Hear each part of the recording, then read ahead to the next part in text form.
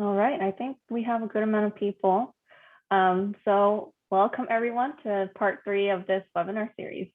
Thanks so much for joining us as we go over this last part on the law firm growth topic. And today we'll go over growing and scaling your firm for marketing success and just staffing for profit. So before we get started, I just wanted to point out that we have the Q&A box at the bottom of the screen. So please feel free to leave questions there at any time. We'll save time at the end to answer any of them if time permits, and we'll follow up with you through email if we can't get to it. We'll also send you a recording of all 3 of these sessions so you can watch them over again and really apply these tips to your firm. So to the new folks here, I'm Nina Lee, Senior Marketing Manager here at PracticePanther. We're a law practice management software, and we help attorneys and law firms work more efficiently through automation and our all-in-one, easy-to-use system. And a bird's eye view of your firm is so important so you can understand how you're generating clients, and we make it as simple as possible to manage your firm so you can focus on what you do best, which is practicing law. And like we mentioned before in part 1 and 2, we help you create systems within your firm to run on autopilot. So with me here today is Bert Diener, attorney and legal marketing expert, and a longtime valued partner and customer of ours. So I can't believe this is our last part here, Bert, but can you introduce yourself to the new folks? Yeah, everybody. Obviously, my name is Bert. I'm an attorney just like everybody else. And, I have a firm that I continue to learn the same lessons that all of you all are learning. And but we also have the benefit of working with firms across the country in terms of how they scale their law firms. So we have a really unique insight in terms of data, and I hope to share some more of it today. All right, guys. So this has been the third part. I just want to kind of give like a real quick general overview in terms of what we've talked about beforehand. In terms of, from our perspective, what we've seen firms successfully scale. And when I mean scale, I mean their ability to basically attract and convert leads to clients on a consistent basis. And whereas the lawyer has the opportunity to choose whether they want to actively and be involved in this, or if they can basically train and have somebody else do it for them, we've identified a pattern. And the first pattern, the first day, the first meeting, we actually talked about this perspective stage, and which is pretty much understanding what we're actually doing, which comes down to is we're building a pipeline. We're building a pipeline of how we attract leads and we convert them into clients. And we want to have simple numbers so we can judge what it takes for us to get there. The second meeting that we had was really about building the system.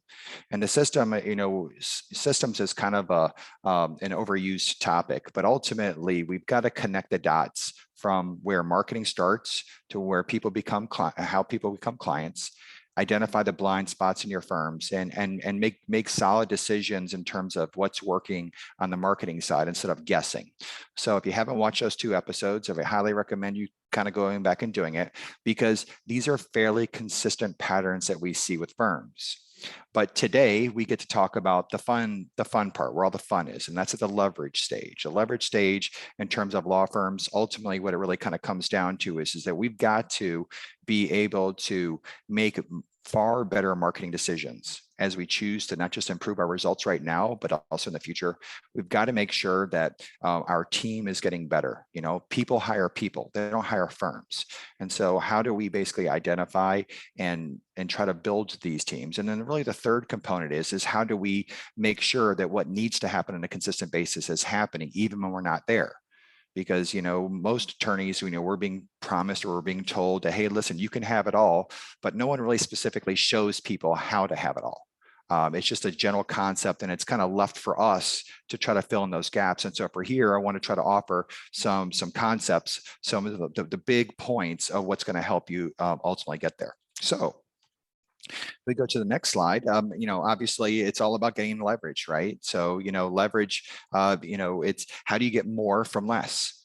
And getting more from less appears to be a relatively simple concept, but I'm going to acknowledge something that you already know. The more successful you become, or the longer you practice law, the more things that you probably realize you need to do, and you can't do them all yourself. So we have to get far better at our ability to market. We've got to get far better, build up our teams. We have A teams, A players in our team, and we need to, in essence, try to figure out a way that can scale without us. Because there is no doubt that every person here has more things that they need to do than they can actually handle.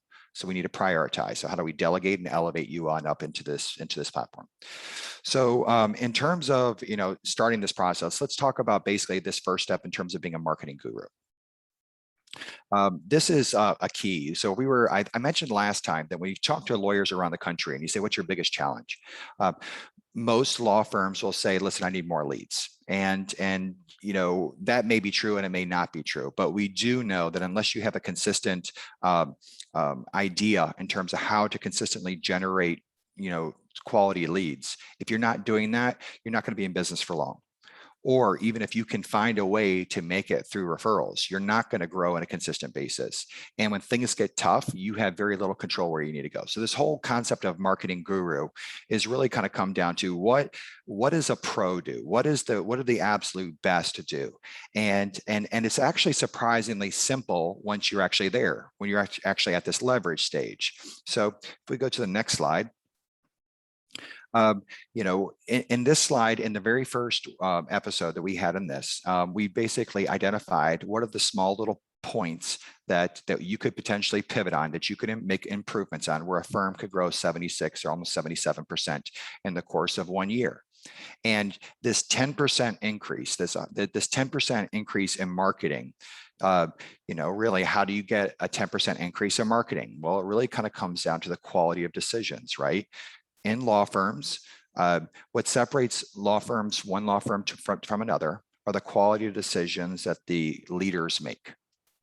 So you make better decisions, we're going to get better results. So how do we make better marketing decisions? Because this 10% increase, if you can see on this list right here, my two major points of emphasis, my two power points where you can make the most gains in your firm, are one going to be making better marketing decisions, and the other one's probably going to be on the phones in the consult room. And so one is people and one is marketing. So if we go on to the next slide.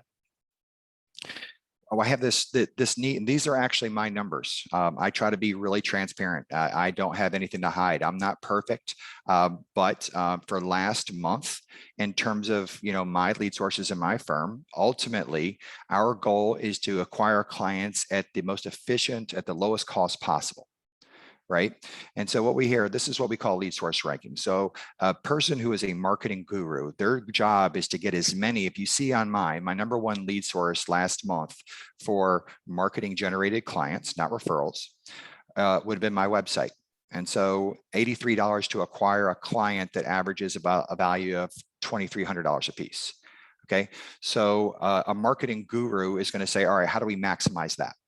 Because you're going to reach a point where there's going to be diminishing returns, and that number you'll kind of exhaust the resources that you can get there. So you move to the next one. So in my world, Facebook is really strong. And still, as a Facebook, in terms of a return on investment, I have an 11-to-1 return on investment on Facebook. The question comes down, all right, how many clients can we get here?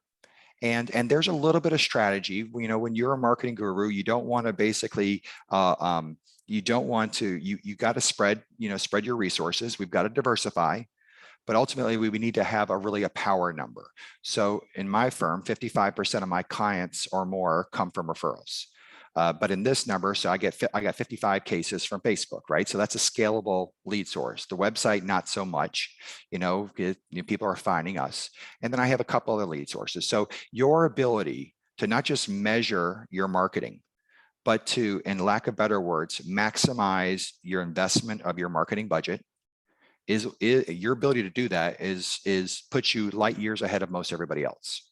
Okay, so if we're continually testing and we could find additional lead sources that are less expensive to acquire in a client, and that's when we're in the testing thing, you will beat your competition because your ability to learn, you're learning faster. That is the goal in terms of what we're doing. It's not the strongest, it's not the smartest. It's the quickest to adapt. All right, so that's Darwin, right? That's the whole, we think survival of the fittest is that strongest, fastest, or whatever else. No, it's the who adapts the best. And so marketing is a moving target. And if you can do that, if you have a strategy to do that, which is one of the things we focus on with 4 Eyes, You'd be surprised what you can do. Now, that being said, that's part of the reason why we have this conversation with PracticePanther, is because if you get much better at converting leads to clients, you better have a game plan for how you plan on managing those clients. And you better find a way to do it faster and easier and more efficiently. But this metric right here is exceptionally important. And believe it or not, you can almost kind of make your major marketing decisions just from this one dashboard. So it's just powerful. All right, so if we go to the next slide. Fantastic. We're going to talk about staffing for profit. So most people, it doesn't take a rocket scientist to figure out, listen, if I can market better and I'm more efficient, then my life is going to be easier. That's great. But the second one right here, this is an exceptionally powerful leverage point. And here's the reason. A lot of law firms, we say, oh no, I have somebody who answers the phones, or we do consults, or yeah, we even call back some of our consults. There's a big difference between a warm body and an A player. Right. So an A player, we are, unfortunately, times are tough right now when it comes to hiring, right? Not as many people are applying for jobs. But we can't leave that as an excuse as to why we can't maximize our opportunity. We're always recruiting, right? I have this firm belief, we are building two pipelines. We're building one pipeline from leads to convert into clients, and that's the machine that we're talking about right here. But actually, simultaneously, we need to have a talent pipeline. We need to basically try to identify, well, how are we always looking for new talent? How are we always looking for somebody else who could come in and bring energy and get there? And so specifically, what is an A player and how do you identify them? Let's talk about that. So in the next slide, let me ask you this question. And I love this slide because it always triggers me whenever I see this picture. What would your firm be like if every single person in your firm was an A player? Like, you have your own definition of an A player, but if every single person on your firm was an A player, what would your life be like now? How much better off would it be?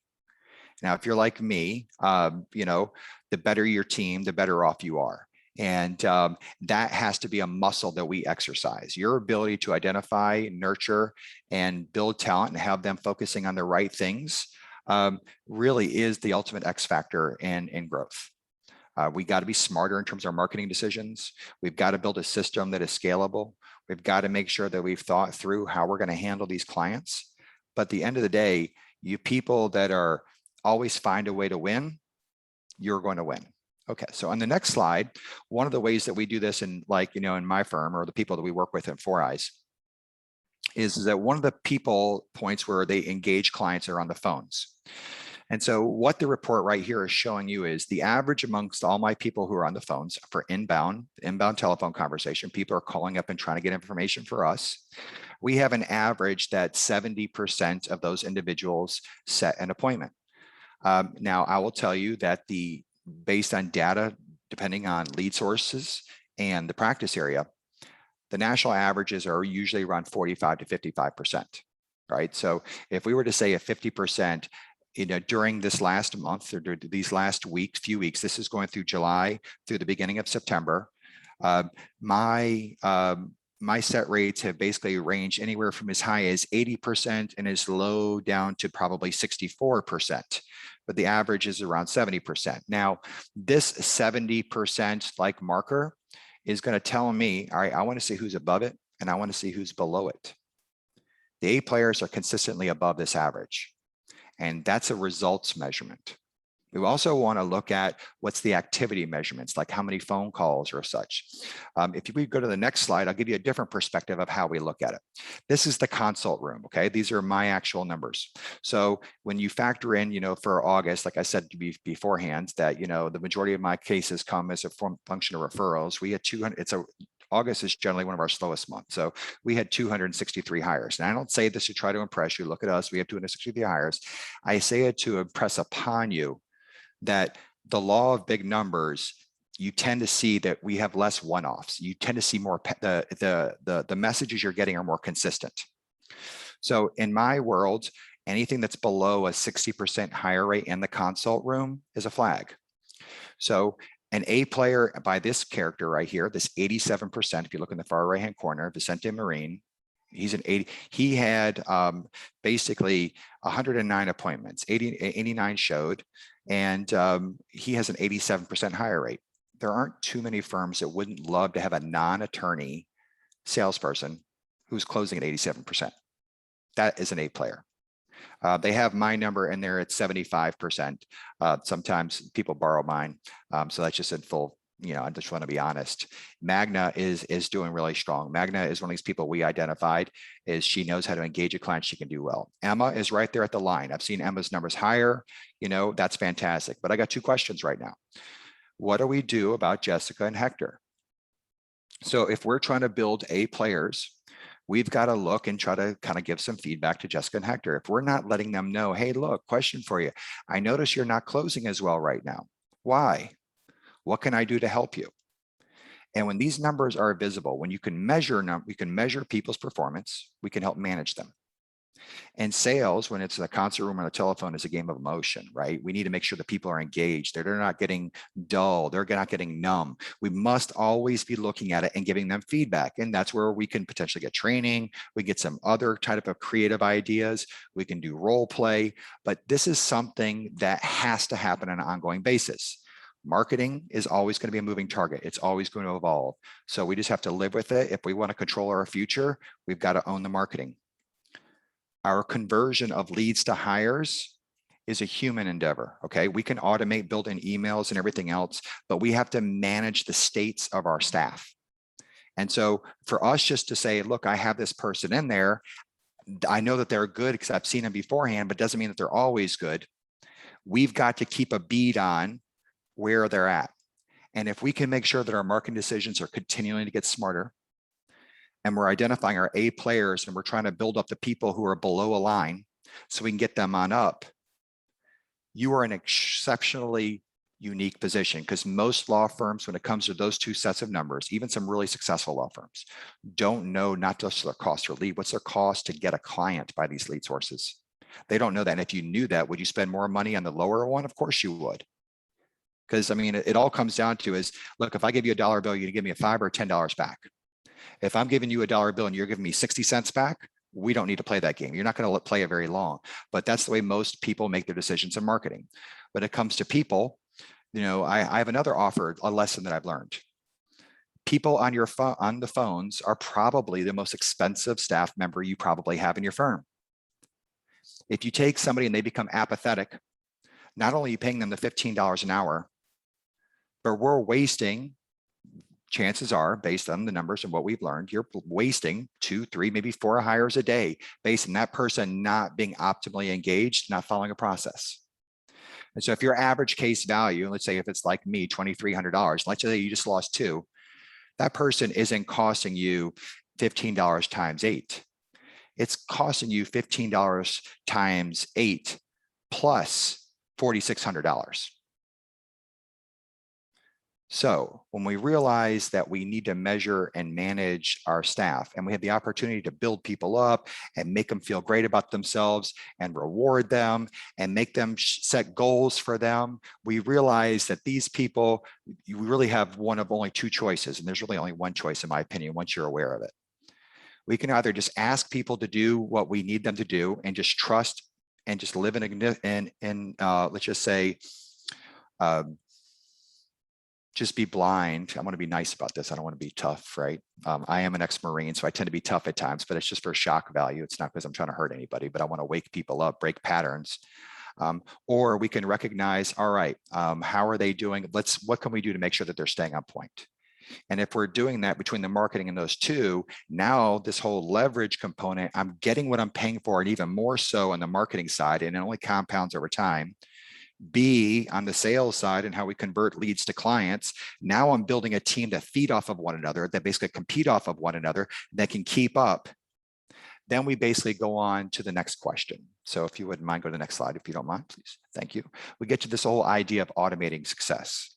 Now, the reason why I have automating success here is that, with tools like PracticePanther, they're outstanding in terms of automating processes, but there are some things that we can't automate.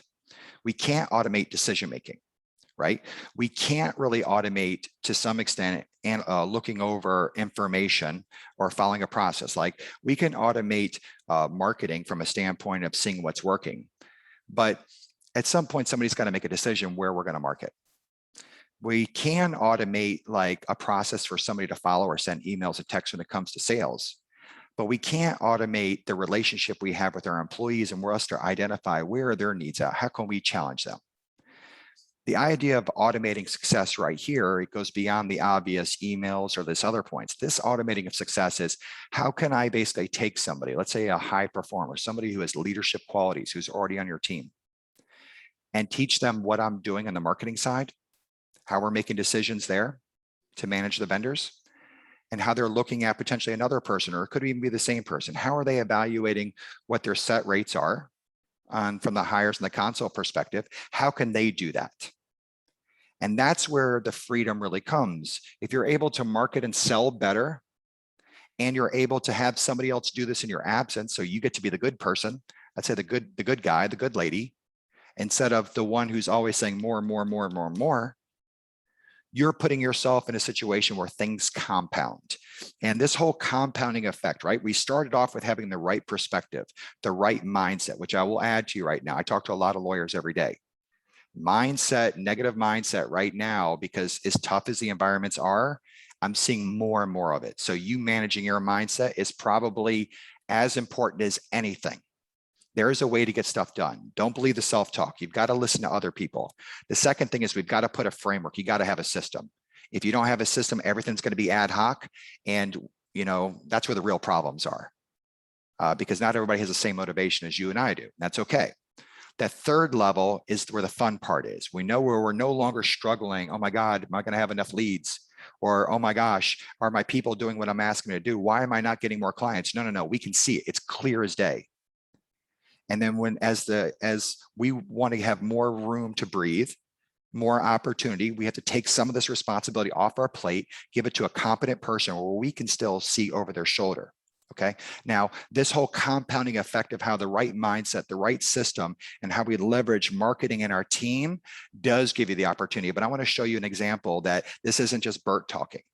The best in the world, this is what they do. And unfortunately, in law, we tend to be kind of late adapters to a lot of things. Technology is one of them, but even business concepts and the whole idea of sales is a whole other.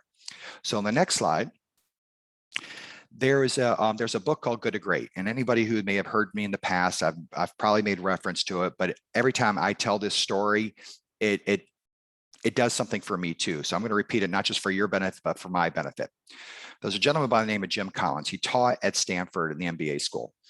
And he was curious. He wrote a book beforehand called Built to Last. And it was why large companies who were ultra successful had succeeded for over 100 plus years. And he was talking to a group of Fortune 500 CEOs. And one of the Fortune 500 CEOs says, "This book is worthless. It doesn't teach me how to get there." And he throws the book. Jim Collins thought about that question that statement for 2 years until he got motivated. He said, all right, let me collect a group of other PhDs, other scholars, and let's set a metric. Let's go ahead and look at publicly traded companies who have beat the S&P 500 for 15 years straight. Their goal is to, if they could figure out who did this, and ended up being 12 companies who had done it, they would find a contrast company who was in the same industry, same time, and compare the results. And the ones who beat it, what did they do that the other ones didn't? And were there patterns amongst these 12 companies? And this is one of his primary lessons that he found. What he found is that he calls it this flywheel effect. And this is what you have this picture in front of you. So if you imagine you were on a flywheel and you were trying to push this by yourself, it would slowly move. Eventually, if you kept on going, it would turn a little bit more. But if we got some help, when we got some other people, it would start to go faster and faster and faster, ever so slowly. But eventually we would have one revolution. Then we would have two. Then we would have 4. Then we would have 8. Then we'd have 16, 32, 64. And as the faster we would go, we would require less effort to keep it going. What Jim Collins found was that in the non-good to great companies, they would basically start the flywheel and they would stop it and they would change the directions. They didn't keep going in the same direction. The good to great companies picked one and they did it. And one of the other lessons is it says it's first who, then what. Make sure you have the right people on the team, which is entirely consistent with what we have. Now, the reason why I bring this up to you right now is on the next slide. Upon hearing about this story and reading this book, Jeff Bezos, right, the primary owner of Amazon, he actually got in touch with Jim Collins and said, Jim, I would like to meet with you. I want to discuss this concept fuller and how it applies to Amazon, the largest company in the world right now, right? Maybe Apple is, but maybe it's as terms of market share, whatever, but you all get it. And this is what they created on the back of a napkin. This is it. That Jeff Bezos said, listen, if I can increase my selection that we have on there, and I can then simultaneously improve the customer experience, make it easier for people to do it, then if we driving more traffic, it'll attract more sellers. If I attract more sellers, I'll have greater selection. If I have greater selection and I continue to improve the customer experience, that'll attract more traffic, and then this flywheel will continue going. And then they realize, but if I add in lower cost for the sellers and the buyers, everything will even pick up even more steam. And so he created his own flywheel. And this was in 2008 when he did it. And obviously in 2021, right now, where he's at is in a whole other galaxy, right? He's, obviously he's flying off into space and everything else, but these guys are as about indestructible as it could possibly be from what we currently know. So if we go to the next slide, my challenge to you is, what does this mean for all of us? And so from us, we do start, if I were to modify this, I might throw in mindset in there. I might throw mindset, as long as we keep the right mindset, as long as we keep the right culture. And then we process the system and the core processes. Like a system is software, right? And how it functions inside and how you tweak it are core processes. And if we continue to improve and identify A players, and we have better marketing, and our system can basically process these leads and turn them into clients and happier, and we find better people based on those metrics, and then our marketing continues to get better, goes faster and faster, and the more efficient we can make those marketing decisions, the more efficient we can make those core processes, the more efficient we can get at identifying and growing these A players, the firms continue to grow. Now, you don't have to capture all this, but what I do want you to appreciate and understand that what I'm saying isn't unique, and I don't own this concept. I have merely had the opportunity to read and study law firms, because ultimately that is my real job now, is I get to study law firms. I get to work with them, be in their businesses, talk through them, and recognize the patterns of challenges and how people break through. How they get to the point where it takes increasingly less effort. And part of the thing is that because I'm a lawyer too, I still have a law firm. We are growing without me running the law firm. We grow year after year, and some of our growth right now it's pretty solid. But I don't say that to compete, because there is no competition here. This is all about you realizing your potential, you getting the opportunity to really honor the dream that you probably had when you became a lawyer. How do I basically have it all? So on the next slide, if we put this kind of all together, I will tell you the mindset and the perspective, what you're trying to do comes first. You're trying to build a pipeline, right? We don't want to basically be hustling all the rest of our lives, but we got to get clear in terms of where we're trying to go. Now, we have certain blind spots in our firms that are killing us. On the phones, how our people are doing, what marketing is working and what's not working, those are blind spots. We've got to find the source right off the bat. How are we getting our clients right now? Let's just do more of that. The third thing is we've got to put these numbers and stack them together, and we can't do everything at once. We have to find the 80-20. Okay, and one of my recommendations to you all were that picking up the phone and calling unconverted leads. That is low-hanging fruit, unless you're in really practically any practice. If we can get that list and start working those right off the bat, you'll make more money.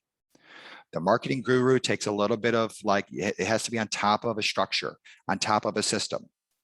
We all have staff, but look, the goal is to create an A team. Y'all remember that Mr. T and Murdoch and all those guys from the 80s? I'm not sure what age group our crew is out here right now, but I loved the A team. Never had a mohawk or anything else, but I love the whole idea of trying to have my own A team. And I will tell you that probably the most gratifying things to see is when you do replace yourself in many capacities and the people are actually doing it better than you do. When you actually go into them and say, all right, how do we do this? And it's amazing. You talk about fulfilling, because they're growing. This A player got to grow. They're helping you, and you have an opportunity to give back to them as well. So if you appreciate these concepts and you go back and you watch these other points and you continue to digest some of the content we have that we're going to continue to release, because right now we're very slow in terms of taking on clients, because we're not a We don't have the ability to take on 100 clients at one time. We don't. We want to be very careful. And sometimes the ramp up of some of our clients takes a little bit more time.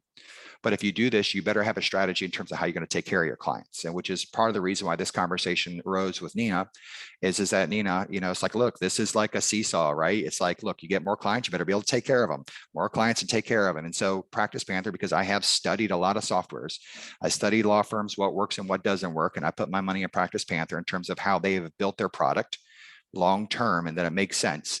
And this is where we're at. So in terms of how it's more easier and more efficient to take on these clients, Nina, what do you have to offer us? Yeah, Bert. I mean, all these pillars, having these pillars put in place at your firm, you're just increasing your efficiency and of course your caseload for everyone. So in the other sessions, I've gone over how PracticePanther can really help alleviate some of that friction that might come from, having 20 extra cases a month because you've set so many more clients. Well, first thing I want to go over this time around is, how your team manages those cases are extremely important. So it comes first full circle when it comes time for that client to leave a review. Would they become a referral for you based on the quality of work your team provided? When your team starts a new case in PracticePanther, there are certain tasks and calendar events that are auto-generated with any custom workflows that you've set up. But now add another level here to make sure your tasks are done, and that is to bake reminders into this process. There are so many things on your plate and on your team's plate, and if you're really thinking of them as a sales team, they need to make sure not to neglect those follow-up emails and calls. So you can set up reminders in the system to make sure it's not neglected. And you can set reminders to be received as a text message or email or a pop-up, and you can even create reminders for other people. Another way to keep your team on track and give them the credit for their work is to use what we like to call the Money Finder feature. You can build off of your activities and see activities that your team has completed and whether or not they logged time for it yet, or if there's a flat fee associated with it yet. You can hover over activities and bill for it in just a few clicks. There's no shortage in all the tasks that attorneys have on their plate. So just make it easier on yourself and your team to be held accountable. And also this basically pays for the software itself.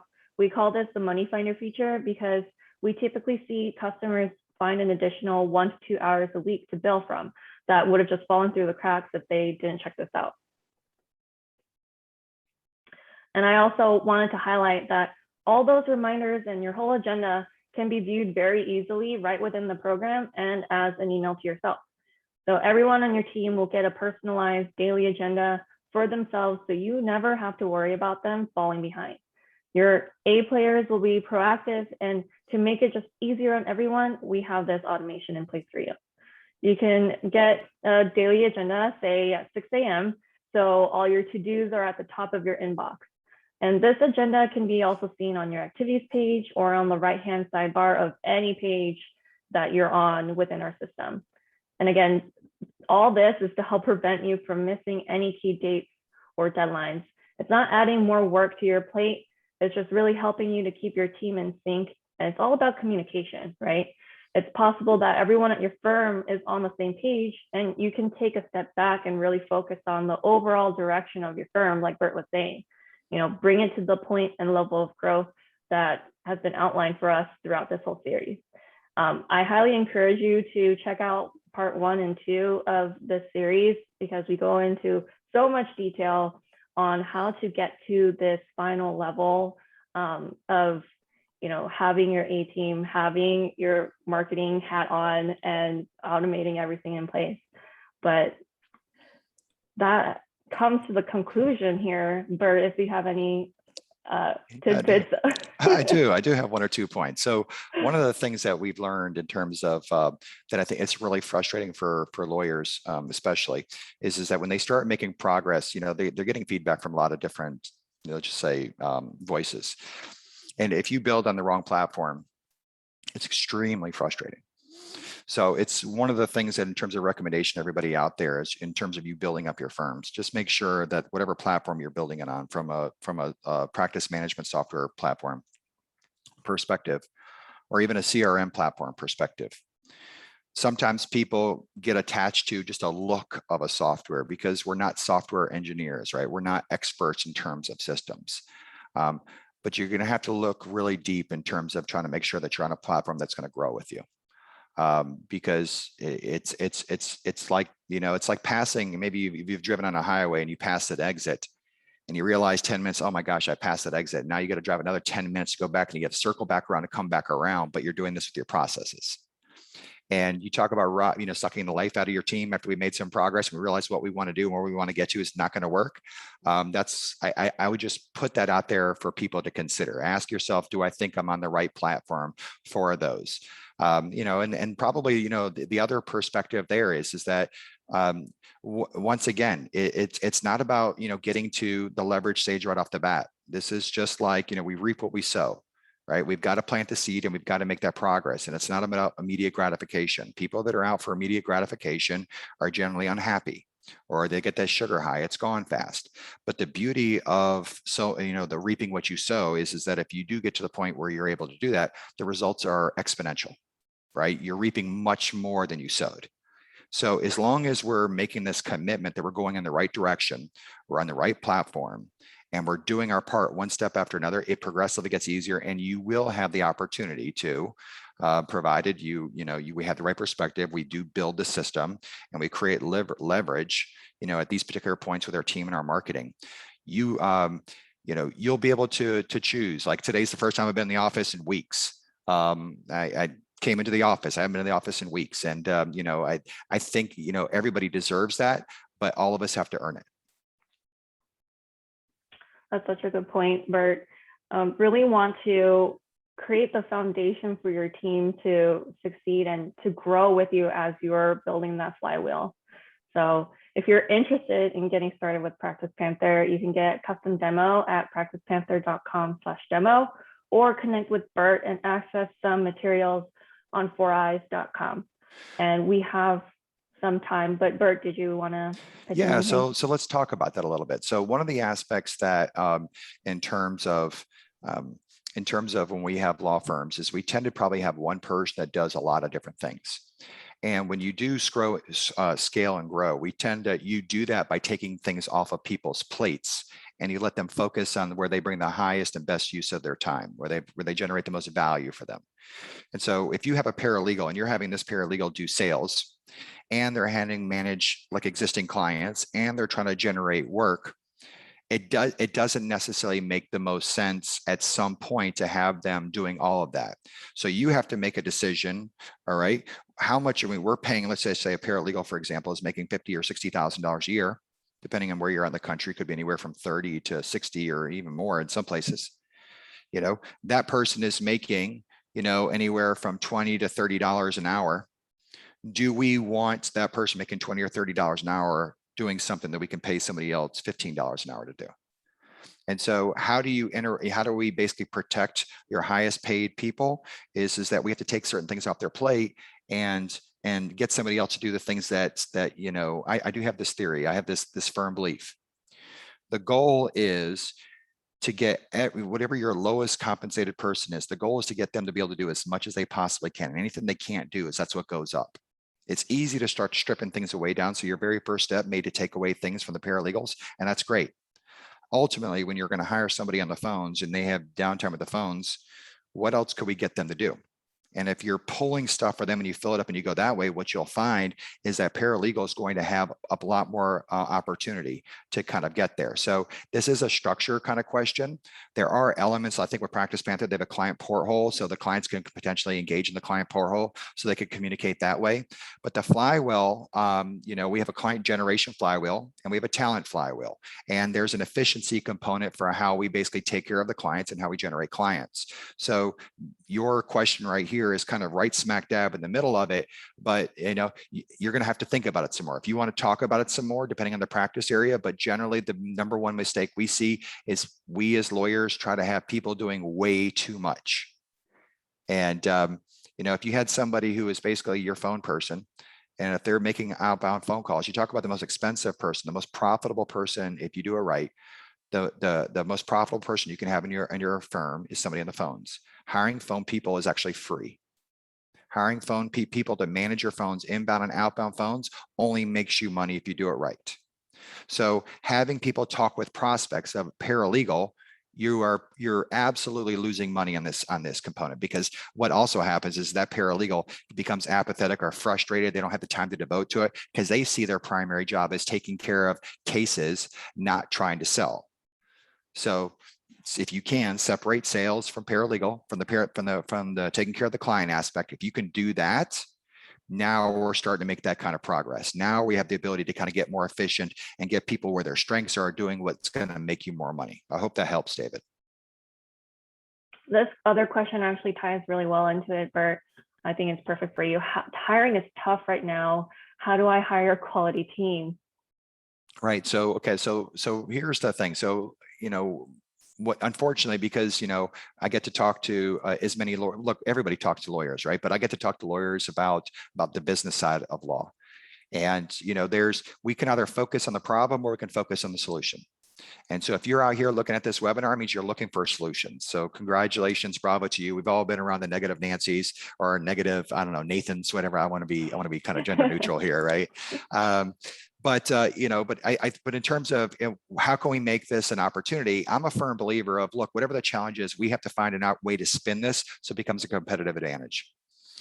And I did that much in the way of actually creating 4eyes. Like if I could actually build a company that actually did this, not only am I pretty good at it now, think of how good we would be then. So how it applies to you all, I would argue would be is that, listen, a lot of times we will hire lower paid individuals who do not have the same skill set. We're looking for somebody with a paralegal certificate. I would argue that hire for character. Character doesn't necessarily come with a degree. You hire somebody who's hungry to learn, and that actually has a work ethic, that actually has their own internal standards of how they want to do. If we can identify those individuals, you can train them at the bottom and they will want to grow with you. So finding, unfortunately, sometimes when people are looking for software or they're looking for people, we're looking for the easy button. And some things you can do fast, you can be fast with things, but you have to be slow with people. And so if we're finding a person that's engaged, that wants to be there, and we're nurturing them, that is that talent pipeline. So, getting people to respond to an ad, yeah, they may not respond to as much as they were beforehand. So what? Everybody else has that problem. So let's double down. Let's put it in some more points. Let's focus on how we can help them instead of just how they can help us. And let's make it happen. But please don't fall in that trap of telling yourself, oh, this is so hard, it can't be done. Because that's that mindset thing. If you're saying that, you're probably right. If we're telling ourselves, look, other people are doing this, I just got to figure out what is it that I got to do so I can do that too. And if you're here, you're probably asking those questions. So bravo to you. Let's be around positive energy. Let's be around people that say, all right, that's nothing but a blip. And let's not fall into those patterns of saying, oh my gosh, this is so tough, or listening to these other people. We've got to insulate or protect ourselves from them. We've got to put ourselves around the players. Players like being around players. Right? Complainers like to hear other people complain because it validates the way they feel. Players want to hear about solutions and want to have ideas that help them potentially grow. So bravo to you all for being here. Let's make sure that we keep putting ourselves in that group that basically feed us. There's this other question here that I think I can answer. Can you migrate from other softwares to PracticePanther? How much does it cost? Yes, we do offer free migrations. We're very familiar with, moving from a desktop solution or cloud-based, or even if you're just using different sheets or Excel files, it's a free service.